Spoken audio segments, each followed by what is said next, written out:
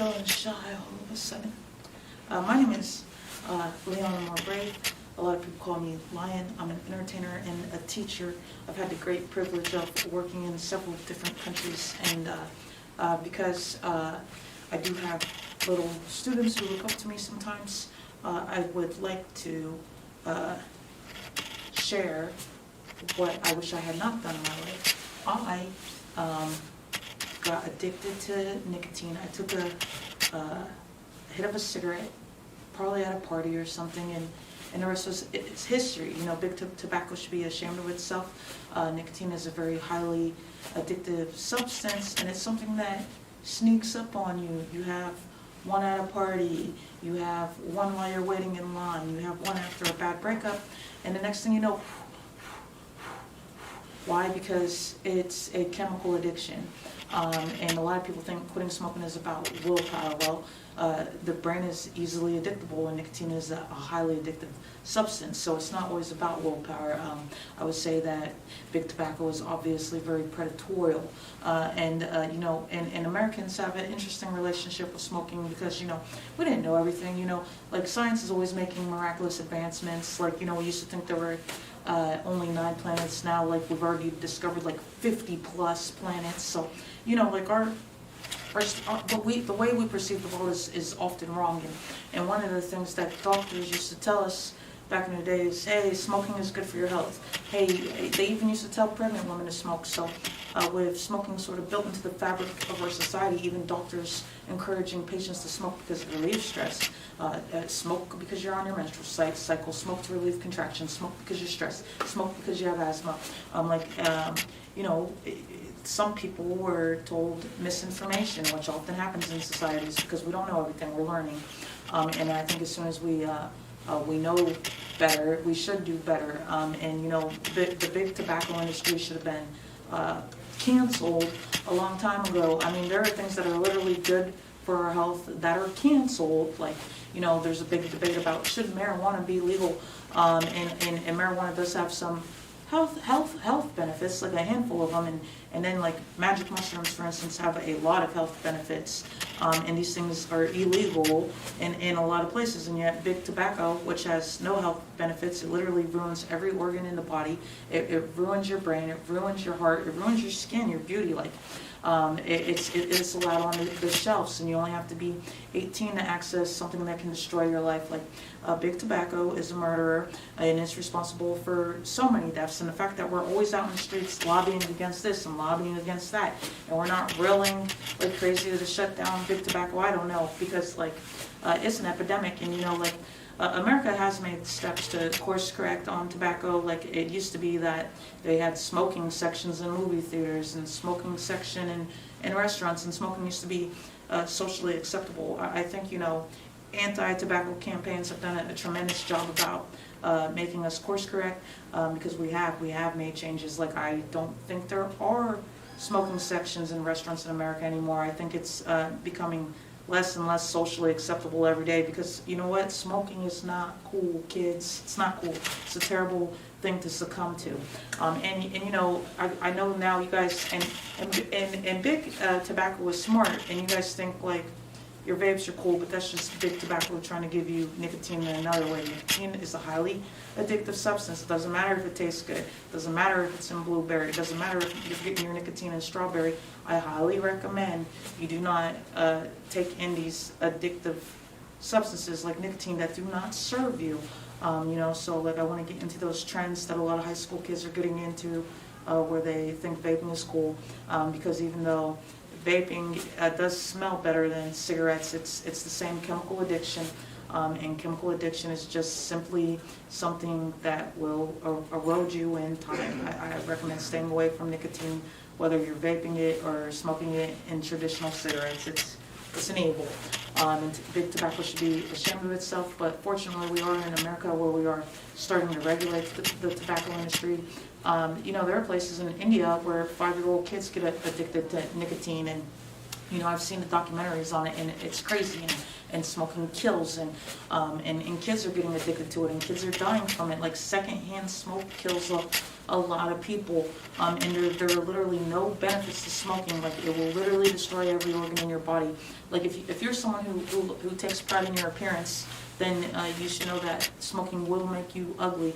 It might not be until 1,000 cigarettes later, but it will make you ugly. It will turn your fingernails yellow and your skin yellow and your teeth yellow, and you know, it makes that glow in your skin go away because it reduces your red blood cells and your oxygen, and essentially it affects your health, and the less healthy you are, the less attractive you are. So you're just looking at an early grave, and you're looking to be uglier, and you're also looking to be poorer if you're smoking. There are no redeeming qualities about smoking.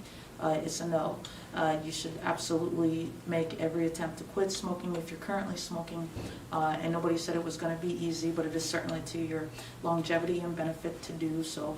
May you have the strength to put down that highly addictive substance. And yes, I don't believe if you got addicted to nicotine, it was your fault.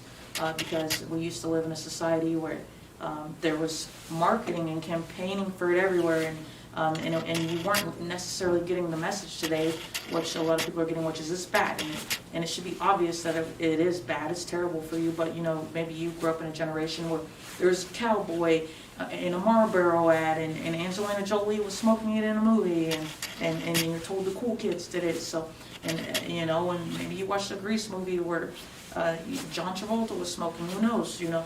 So, you know, there was a lot of marketing to brainwash you into taking that first puff, and there was probably a lot of opportunities from fellow smokers. So, no one's saying it's your fault. It is a predatory industry, big tobacco, and you know, they don't just sell the tobacco leaf, they put that nicotine in it, so it becomes addicting. You know, so it's predatory, and we should certainly be lobbying against big tobacco.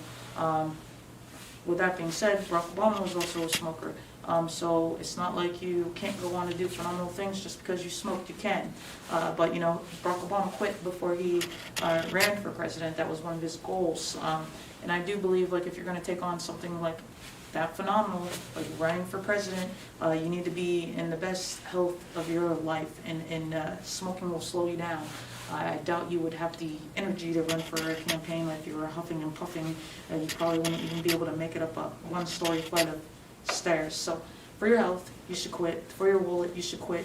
And then if you're someone who likes love, you should quit, because especially in America, a lot of people don't like smokers anymore, and which means if you're a smoker, like, you're sort of either stuck sneaking and not letting your partner know you smoke, which is, you know, weird, or you're like sort of stuck only dating other smokers, and I think that's problematic, because I would say that smoking is self-sabotaging behavior. You might not have took that first puff like intending to cut off your own head, but that's what it ends up being.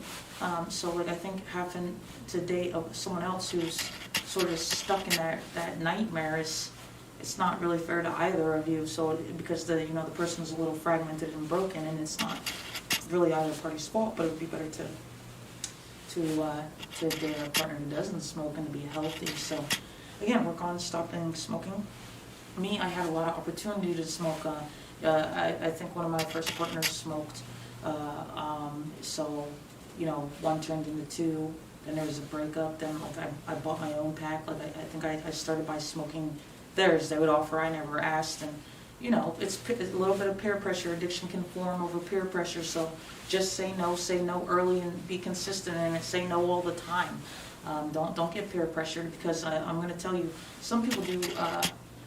They bend the rules for people they date because maybe they're cute, or maybe they feel lonely, or whatever. But no one is worth bending the rules for. Like, if you don't like something, don't compromise on it to date them. Just move on, or even be friends. Do a handshake, a little bow, and just go about your way, because it's you might think, oh, you're going to change them and they're going to stop smoking for you. No, it's more likely that you'll start smoking for them, because bad habits are easier to form and harder to break. So if you think you like somebody who has a habit you don't like, pass. Don't even consider it as an option, because it's important you like someone's lifestyle, because if you don't, you'll fall into it, and you don't want to fall into that bad lifestyle. It can be hard to get out of. Also, like when I was teaching in China, which some of you guys know, I've taught abroad, like, I would have bosses who would offer me cigarettes, because in China, sometimes the doctors will even smoke in the hospital, the patients will even smoke in the hospital. You know, China's like really big, and some parts of China are like extremely futuristic, and it's crazy, and you can't believe it exists. But some parts of China, it like feels like you time traveled back to America in the 50s, and in those parts, smoking is quite prevalent. I've been to places where my students were smoking, like in the classrooms and in the hallways, and when I first saw it, I was alarmed, and I was like, should they be doing this? And I talked to someone, and they're allowed to smoke in the building, which, you know, is something that might be a little jarring to our 21st century culture here in America, but they're allowed. So like there's a lot of opportunity to smoke abroad. There's a lot of peer pressure to smoke abroad, but you know, at the end of the day, it should be a no. You should say no. Smoking gots to go, and you know, it's terrible. So if I have made the greatest mistake in my life, it was certainly getting addicted to nicotine, and I really hope for the youth and the future of the world that you guys do not let big tobacco influence you, and that you guys just stay away from them.